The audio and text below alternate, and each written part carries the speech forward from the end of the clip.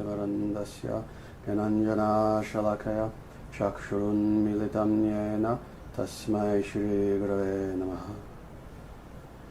हे कृष्णा करुणा सिन्धो दीनबन्धो जगत्पते गोपेशा गोपिका कण्ठ राधा कण्ठ नमोऽस्तुते तप्तकञ्चन गौरङ्गी राधे वृन्दवनेश्वरी वृषभानुसुतदेवी प्रणमामि हरिप्रिये।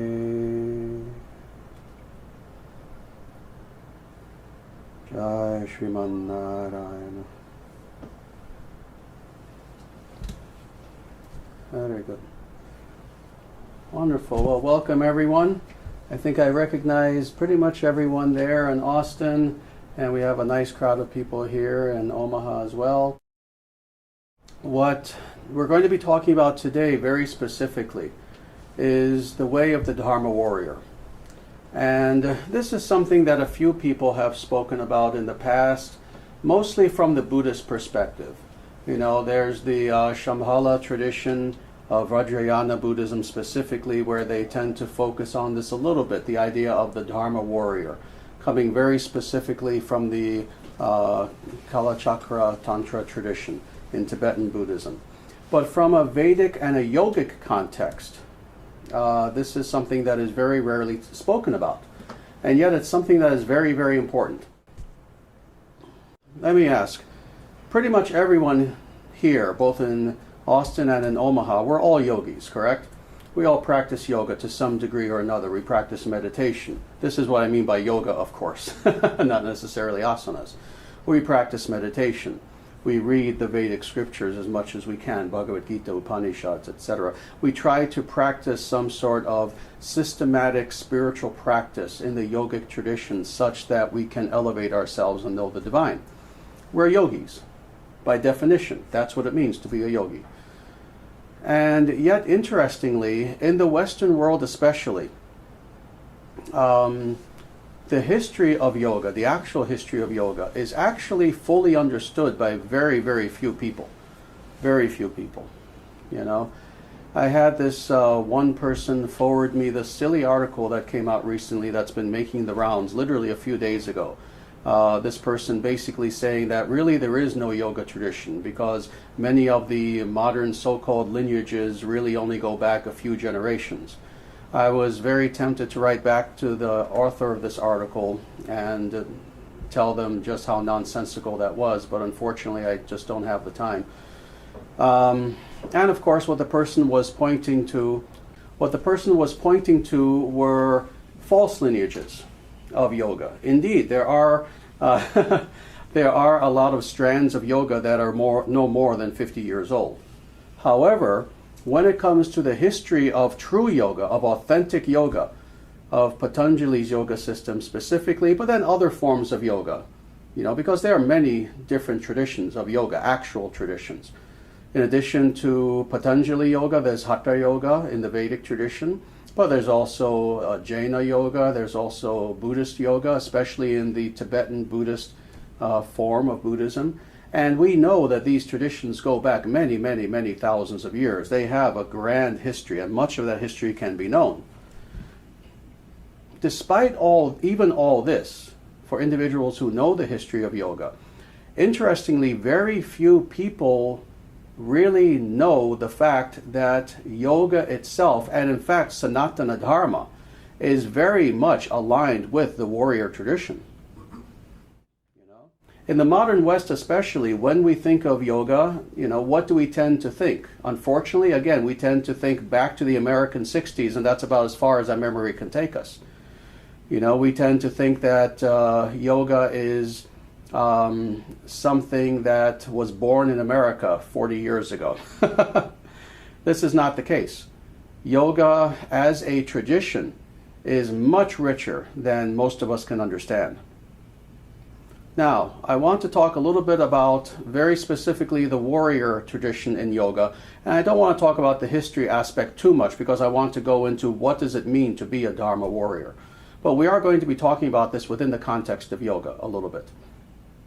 First of all, again, Sanatana Dharma. which is the philosophical basis of all yoga, basically they are synonymous, is itself a warrior tradition. How do we know this? Well, there are several very easy ways that we know this.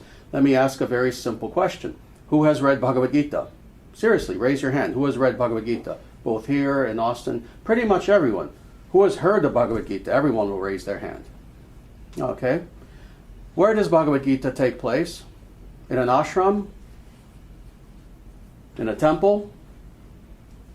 Perhaps high in the Himalayas, where there is a council of yogis meeting and speaking with each other very peacefully and calmly about high metaphysical subject matters. Takes place on a battlefield where in 3 hours millions of soldiers are about to descend upon each other and kill each other. That's number one.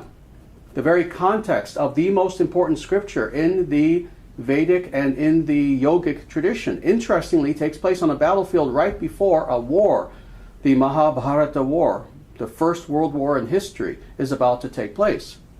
More than this, who is Krishna speaking to? Krishna being who? Krishna not being, the latest new age healer to come about and try to sell his books on Oprah.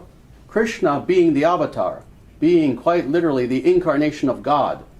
Who is he speaking to on that battlefield in the Bhagavad Gita? Again, a yogi? No, speaking to a warrior, speaking to a prince, to Arjuna. That's his name. And more. And this is the part especially that really confuses especially Westerners, unfortunately, and it shouldn't. When Arjuna goes into depression and he begins to shake and he drops his bow and his arrows and he says, Krishna, I will not fight. What does Krishna, who is the avatar, the incarnation of God, say to him? Oh, that's very good. It is good to be peaceful, Arjuna, and therefore you should not fight. You're making a very good choice. Interesting, isn't it? How instead Krishna tells him, you must fight. Now, a lot of us, when we read the Bhagavad Gita, when we read it in a yoga context, if we read it in a Bhagavad Gita study group at a yoga center or something, many of us, when we see this, we try to quickly go past it and not think about it too much, and then get into the more philosophical aspects. However, the very context itself of where these profound philosophical teachings are taking place is important. That again, it's on a battlefield, God instructing a warrior and telling him, get up and fight. Arise, Arjuna, he says. Arise. Interesting. This is one thing that's of importance. The other thing that's of importance is that when we look at the avatars, when we look at all of the incarnations of God who come upon the earth, and there are many of them, it's actually said in the scriptures themselves that there are as many avatars as there are waves in the ocean. That's a lot of times that God descends upon the planet in one way or another. Of all these, there are 10 major avatars. Okay? Most of these are what are called kshatriyas. Have people heard this word before? Kshatriya. It means a warrior, a dharma warrior, very specifically. So I'm telling you this word now because I'll be using it repeatedly. Kshatriya, kshatriya. It means literally a dharma warrior. That's what a kshatriya is. Interestingly, most of the avatars who come upon the earth are kshatriyas. Is it not interesting that you would think they would be brahmanas? For those who don't know the difference, let me tell you, a brahmana, very specifically, is a person who is more spiritually and intellectually inclined, an individual who is a teacher, etc. A person who is very much in sattva guna, in the mode of goodness. So you would think that when God comes upon the earth, he would always come as brahmanas. He did a few times, but the vast majority of the time, he did not. He came, interestingly, as a dharma warrior. Rama is one example of this. Narasingha is another example of this. Parashurama is another example of this. Balarama is another example of this. Krishna himself was a kshatriya. Kshatriya by birth, in fact. So most of the avatars were warriors. Okay? More. Let's go maybe slightly, at least in common thinking, I don't agree with this, but in common thinking, we'll go slightly outside of the overt Vedic context. The Buddha. the Buddha, the quote-unquote founder of Buddhism, was of course a yogi. What else was he previous to being a yogi? And really after as well, but especially previous. He was royalty. He was a prince. He was a kshatriya. He was a dharma warrior. You know? So interesting. Again and again, we start to see these various parallels between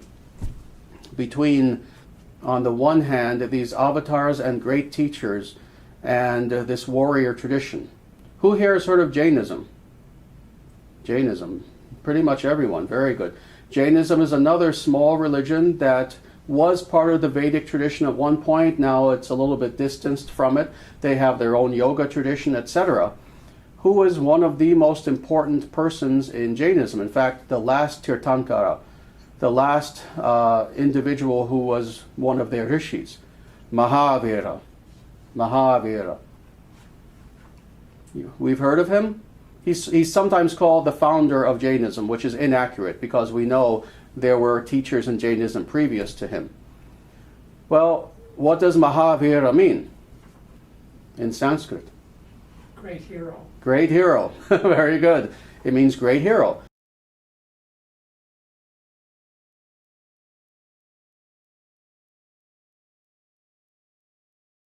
Is it not interesting that here we have an individual who, if you know the life of Mahavira, he never lifted a sword in his life. You know, that we're aware of, at least according to the texts and to the tradition and according to history. He was not a warrior in the traditional sense and the sense that we tend to think of when we hear that word, warrior, you know. He was someone who, like the Buddha, went very deeply into meditation and practiced tapasya, practiced tremendous austerity, etc., who went very deeply into meditation and who became a liberated being. He was vegetarian. He would not harm anything, anyone, and yet his very name is the great hero. Very interesting. So let's go a little bit deeper into this. What we have seen historically is that the yoga tradition itself was actually formulated by many individuals who either were royalty, who were kings, queens, princes, who were quite literally warriors. And in this case, I mean literally warriors, people who did use weapons, people who did use bow and arrow and swords, etc., etc. So much so that one of the primary names of the yoga system, that is the primary yoga system, Ashtanga Patanjali Yoga, is what? Raja Yoga. Raja Yoga. Why is it called Raja Yoga? There have been two interpretations of this, both of which are correct actually. Because what does Raja mean? Raja means king, or again, a Dharma warrior. Yoga, of course, is yoga. Sometimes people will translate this term, Raja Yoga, as the king of yogas. But truthfully, the compound is created in such a way that you could say that, and that is accurate. But what is also just as accurate to say is the yoga of kings. The yoga of kings. Why is this the case? Well, in prehistoric times, to put it lightly, to put it very, very lightly, in the far, far, far distant past, it was actually understood that the rulers of society, those individuals who were, again, the great warriors, the great Dharma warriors, were individuals who, when they became kings, at a certain point in their life, had to retire. You know, after they had their material existence and after they took care of the state and took care of the people's welfare and did politics, etc., the royalty were expected to, at a certain point in their life, retire and then do what? Yoga, become yogis. Thus, when you look at the history of yoga, when you look at all of the individuals who were great yogis in the Puranas, for example, which are the histories of the world, what you'll find is many of them were retired kings. Many of them were retired royalty. These were the people who practiced yoga and kept yoga alive for generation after generation after generation for many millions of years.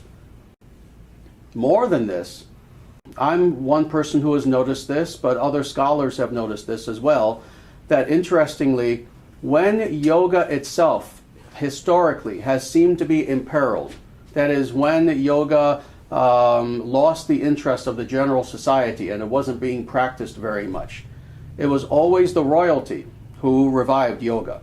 Again, a perfect example of this, the perfect example, is the Buddha. You know, many people misunderstand the actual mission of the Buddha. He didn't come here to found a separate religion called Buddhism. At no point in his life did he say this.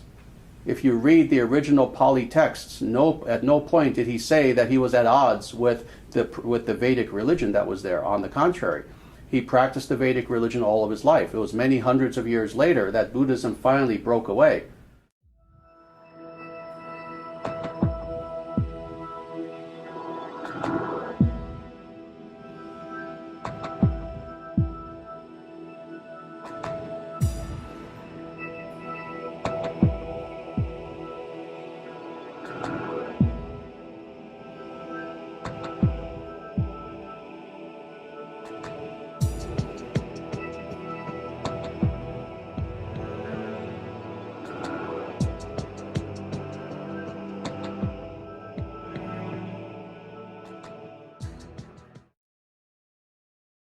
But why did the Buddha actually come?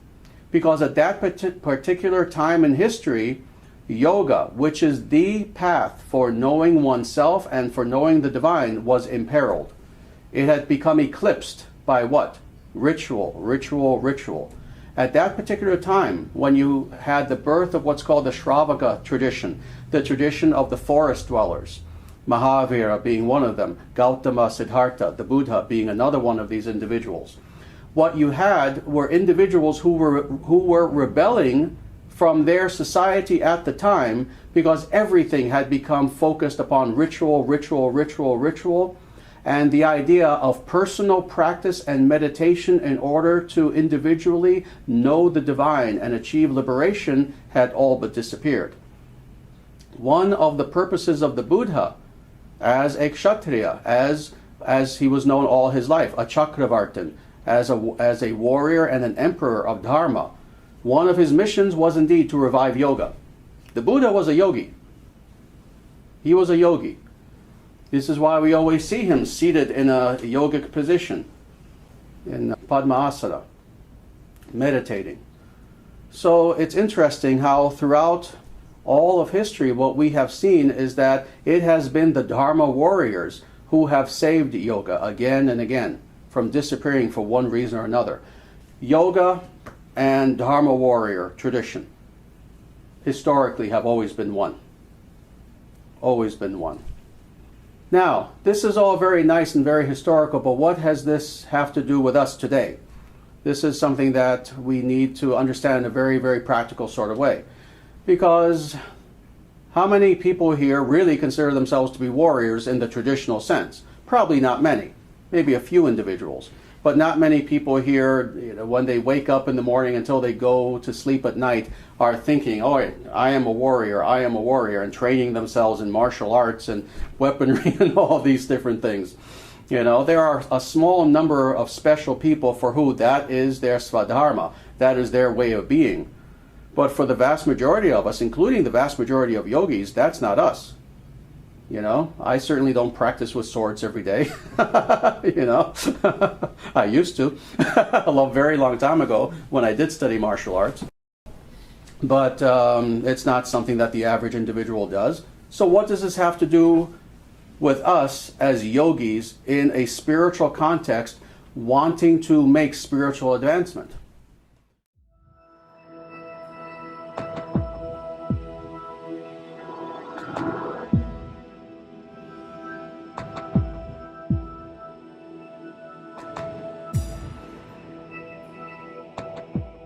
If we look at the characteristics very specifically of perfected yogis and of individuals who are Dharma warriors, what we see is that those characteristics are the same. And in understanding these characteristics, we can fully understand ourselves, and we will have the ability to practice spirituality and to practice yoga much better. So I want to talk a little bit about these common characteristics of the yogi and of the kshatriya, the Dharma warrior, a little bit. Okay? So, number one characteristic that we see that the yogi traditionally has and that the Dharma warrior also has. Discipline. Discipline. Without a sense of discipline, it is impossible for us to achieve anything in this world. Without a sense of discipline, is it possible for us, what to speak of being a warrior, is it possible for us to practice yoga on a day-to-day basis? You know, part of what it means to follow a sadhana is that we very often have to make ourselves do something which, in our illusion state, being challenged by the enervating downward pulling motion of this world, we just don't want to do. You know, we see this in children all the time, of course. You know, a child has to study their math, they have to do something, and they just don't want to. And very often that discipline, unfortunately, has to be imposed from outside, from the parent, right? You know? Well, when we become adults, of course, the parent isn't there so much to discipline us, rather we have to discipline ourselves. And for any of us who has achieved anything of great importance in our lives, we know that we couldn't have done it without discipline, whether it was going to school, earning some sort of education degree, having a job that's a little bit challenging. We see this just in everyday life. Well, the truth of the matter is, of course, this translates into spirituality as well. This is why the practice of yoga is called sadhana, discipline. It's a disciplined practice. You know, it's something that very often we'll wake up and some days we feel great and we feel like doing our yoga, we feel like doing our meditation, we feel wonderful and positive. But then there are those days when we will wake up in the morning and it's time for us to do those things that we know are good for us, that will help us to grow. Oh, but we just don't feel like it. It's just one of those days. Oh, I have to do my yoga again today. There's something really good on TV. You know, I haven't seen what's on General Hospital recently. Maybe I should, you know, just this one day maybe. You know, let me just turn on General Hospital. I'll meditate tomorrow. No, this is where the discipline comes in. But of course, we're not children. We are adults. We don't need to be disciplined from outside of ourselves, from external sources. Rather, we discipline ourselves. We tell ourselves, yes, it would be easier and maybe in the short term, seemingly more fun to watch General Hospital. But what does it mean that I don't do yoga today? What does it mean that I don't meditate today? It means that I could have gotten a little bit further toward my goal, but I chose not to. So let me do it. Let me do it. Even though the mayak, the illusioned aspect of myself is telling me not to, I'll make myself anyway. You know, discipline. Next, focus. Focus. Focus is something that every Dharma warrior has to have. It's also something that every yogi has to have. If we have an unfocused mind, is it possible for us to achieve anything in this world? Absolutely not. Because with everything that we attempt to do, our minds will be dragged away into 100 different directions, you know, and we will make no progress toward our goal whatsoever. But then conversely, you know, I have said this in the past, having looked at history. If you look at any great person in history, it doesn't have to be simply a spiritual person, any great political leader, any great religious leader, any great cultural leader, you will be looking at someone who had focus, someone who had the ability to understand, this is my goal, and all of my awareness, all of my attentiveness will be upon that goal and that goal alone in such a way that nothing else exists. You see how this also is meditation. By definition, this is meditation. What do we do when we try to meditate? We have that object of meditation. You know, in our case, very often, mantra, let's say. We focus on the mantra. Om Namo Narayanaaya, Om Namo Narayanaaya. And we focus on that mantra like a laser beam. Why do we not try to meditate while, again, also having the TV blaring and watching TV? Why do we not meditate while also having conversations with 5 different people at the same time? Because we know intuitively that's not focus. I won't be focusing on what I'm supposed to be focusing on such that I will be successful in that meditative awareness. So again, focus is something that is of vast importance both to the Dharma warrior and to the yogi. Let's go on. Courage. Abhaya. Fearlessness. We understand this certainly from the Dharma warrior perspective, that a warrior of any sort, of course, has to have courage, has to not fear anything. But this is also a very crucial characteristic to have in the context of yoga as well. This is why in the most important verse of Bhagavad Gita, in chapter 18, verse 66, Krishna says, Ma Shuchaha, as one of his last important instructions to Arjuna. He says, Ma Shuchaha, which, let me ask the people in Austin, what does that mean when Krishna says this? What? Do not fear. Do not fear. Do not fear. After 18 chapters of speaking to Arjuna about yoga, about the importance of controlling the mind, about bhakti yoga, about jnana yoga, about karma yoga, about practicing yoga as a meditation within the world while doing action, and on, why is it that toward the very end, Krishna almost ends his instruction to Arjuna by telling him, do not fear? He's saying this in a spiritual context. You see, he's not saying this to Arjuna in a kshatriya context, because obviously as a kshatriya, Arjuna fears nothing. But yet in the spiritual context, Krishna still feels he has to say this to Arjuna. Well, the reason why this is the case is because in the yoga system itself, in meditation, in spirituality, what is one of the very things that we are trying to defeat in our own lives? It's fear. It's fear. Fear of our own mortality. Fear of loss. Fear of rejection by others. Fear of this. Fear of that. There is no human being, in fact, there is no living being in existence that does not to some degree fear whatever that object of fear is, except for the yogi. Except for the yogi.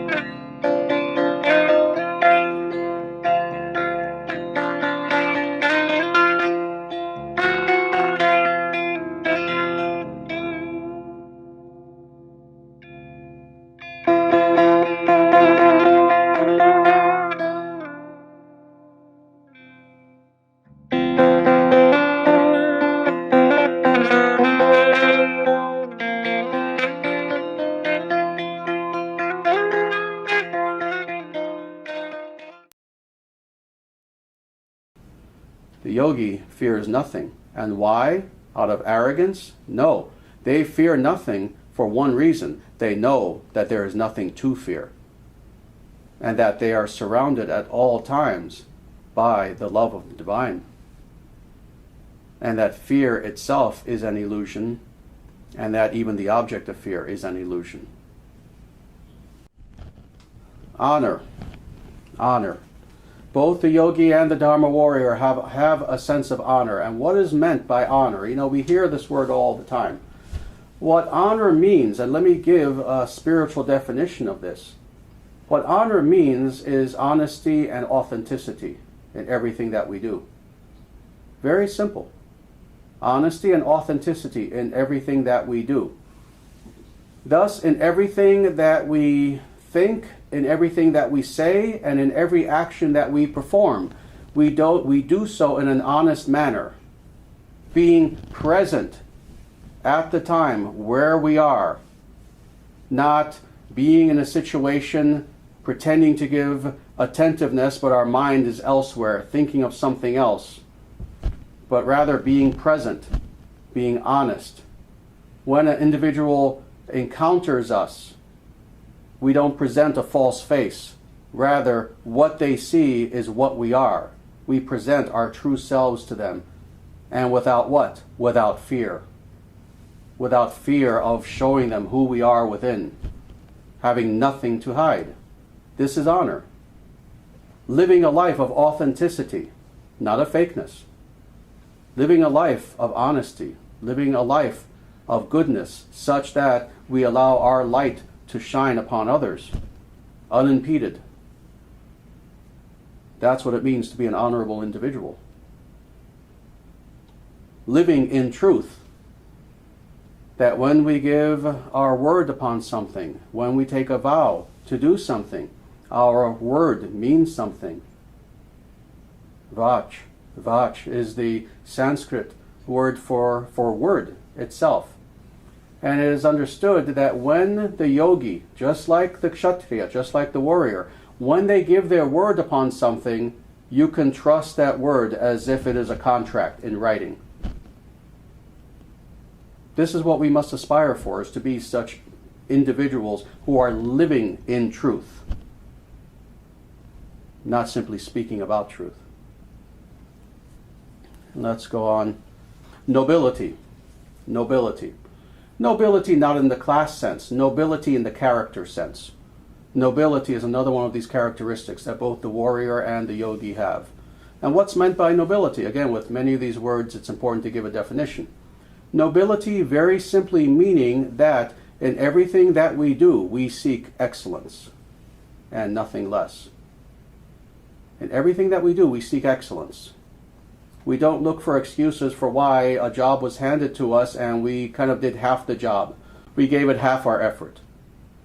No, if we have some duty that we have to perform, if we have something that we are meant to do, if we have something, not merely an assignment given to us by someone else, but something which we have decided is of importance to us that I wish to achieve, that I don't cheat myself either. If I say to myself, my personal goal is to achieve X, let me achieve X. Let me do everything in my power to achieve X, and not half of it. Not just go half the way, 3/4 of the way, and then look for excuses for why I couldn't actually achieve that in my own life. If I have some anartha, if I have some sort of fault or characteristic within me that, having looked within, I don't like, and I want to transcend that, let that be my goal, to transcend that, and do everything in my power to do that fully and completely. When we as spiritual practitioners make the decision that we want to be spiritual beings, and what this means is that we don't want to play games. We know the goal. What is the goal? The goal is absolute moksha, absolute liberation, with everything that entails.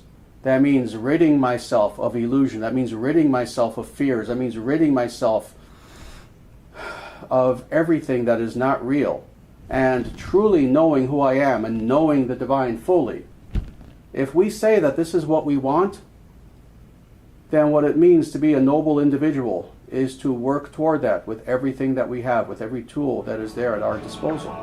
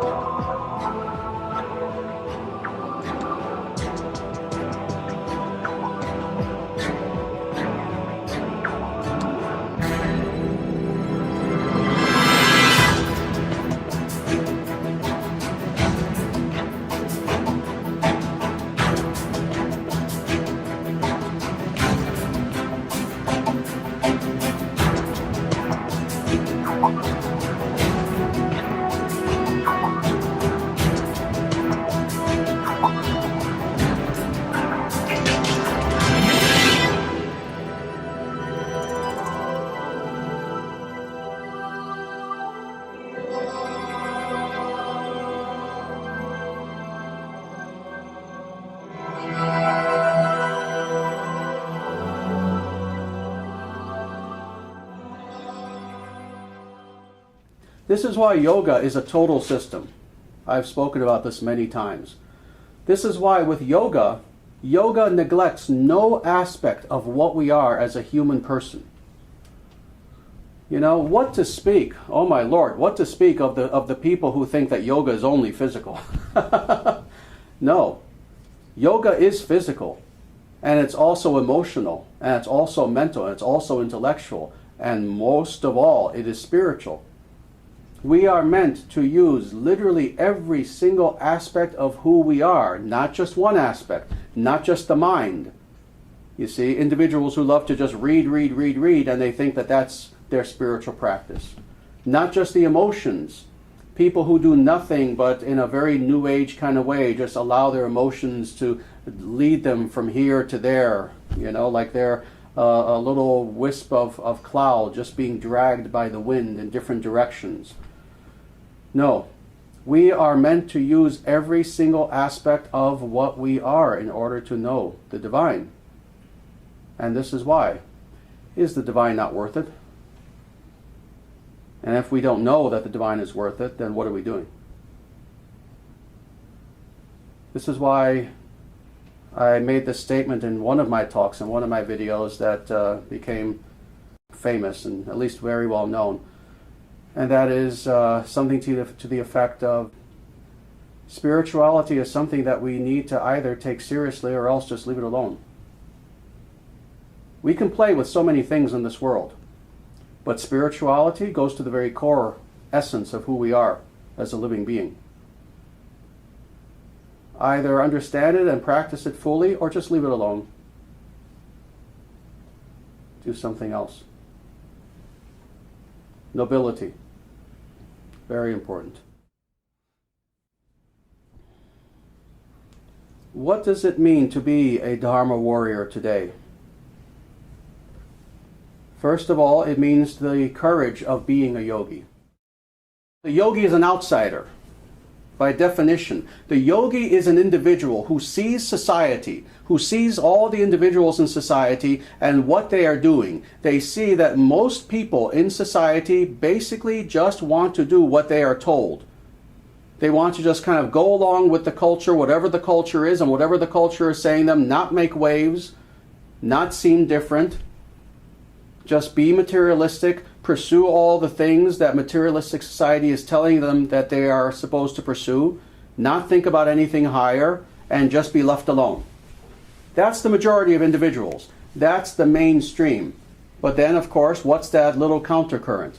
Those are the few individuals, that minority of individuals who stand out because they see what is happening in society around them. But instead of just fitting in, on the contrary, it makes them uncomfortable.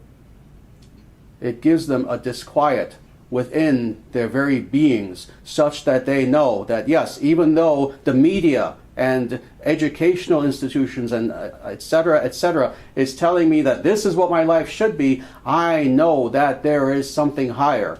And even if it means that I have to look different from other people, I will pursue that higher, no matter what. I will pursue that higher, even if society thinks I'm a weirdo because I do yoga. Even if society thinks I'm a weirdo because I've decided to be vegetarian when most people want to go to steakhouses.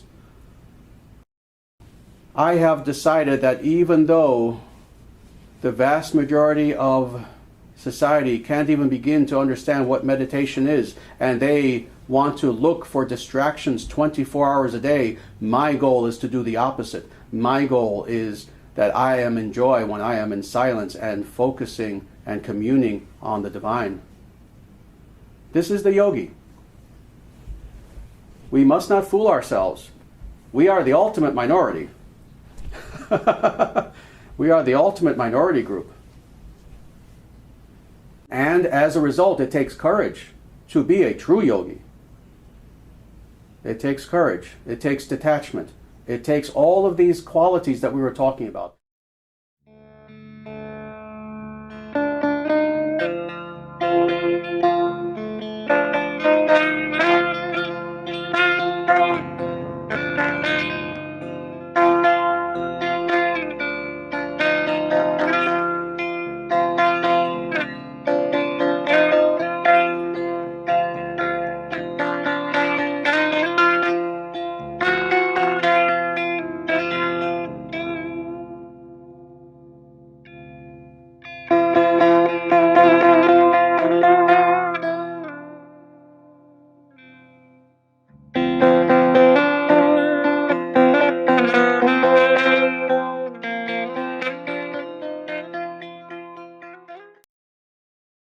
So, how do we be a Dharma warrior today? Precisely this. Be a yogi. Be a yogi. Be a yogi. That's number one. Number two, live in the world but be not of the world. This is something we've heard in many different spiritual traditions. What we are meant to do individually is to fully engage ourselves in the world. Whether we are students, whether we are professors, whether we're radio hosts, whether we're doctors, whether we're Ayurvedic practitioners, whatever we are, business people, we are meant to be within the world, doing our activities, but at the same time living our lives in such a way that internally we have transcended the world, on the one hand. On the other hand, living our lives also in such a way that as a result of our own spiritual attainment, people see our example and themselves want to become spiritual. Finally, and then this is the last thing I'm going to say about this, about how do we be a Dharma warrior today, very specifically, in 2014, and in America, we have to save the world. It has got to be one of our greatest desires that when we look around us and when we see individuals who are in suffering, when we see that we are in a world where there is so much pain, both externally, both physically, and people starving, etc., but in America especially that internal pain, when we look around us and we see that people are depressed, that people are unhappy, that we see that people are roaming around with this sense of hopelessness around them, where they feel they can't trust anyone, and they feel that they're living in a harsh world, which honestly it has become a harsh world. What we are to do is to help those individuals. You see, in this way we are being a warrior, because what in the dharmic sense is a warrior? And now this is where it all comes to fruition. You see, there is a warrior, but then there is what we are talking about, a Dharma warrior. See, a warrior is anyone with a gun who is trained to kill and who is fighting in an organized manner. That's a warrior. But that's not what we're talking about. We're talking about a Dharma warrior. And the difference between the two is this. The Dharma warrior gives of themselves courageously in order to uphold truth, in order to uphold Dharma. And what does that mean? That means that in every circumstance we do our best to eliminate the opposite of Dharma. And what is the opposite of Dharma? What I was just talking about. Fear, depression, anxiety, hopelessness, meaninglessness. When we ourselves experience this, or when we have friends or others who we know, who we see are experiencing pain, troubles, suffering, what they are experiencing is the opposite of Dharma. They are experiencing the opposite of the natural. Because it is our natural essence to be in bliss. It is our natural essence to experience joy. It is our natural essence to experience happiness. Thus, when we are experiencing the opposite of that, what are we experiencing? The opposite of the natural. The opposite, in other words, of Dharma. The Dharma warrior wages war against adharma, the opposite of Dharma. That is the definition of the Dharma warrior. And again, what does that mean today? No guns, no bow and arrow, no sword. We as Dharma warriors are meant to go wherever we see the opposite of Dharma, wherever we see suffering, and we are meant to bring that to a close as much as we are capable as individuals. Now, having said all this is a very high aspiration, isn't it? Am I saying we all have to be acharyas now? We all have to be gurus? No, this is not meant to scare people into responsibility. Oh, what is Acharyaji saying? we all have to become these grand gurus now. No, it means whoever we are, wherever we find ourselves in our lives, with whatever talents we have, with whatever realization we have as an individual, just share that. If you have a lot, if you have a little. If you've been practicing this path for 40, 50 years, if you've been practicing it for 6 months, whatever goodness you have experienced, whatever light you have within you,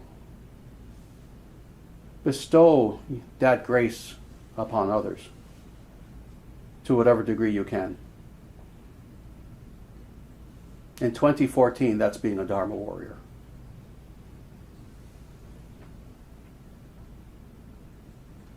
The Dharma warrior is one who conquers through love.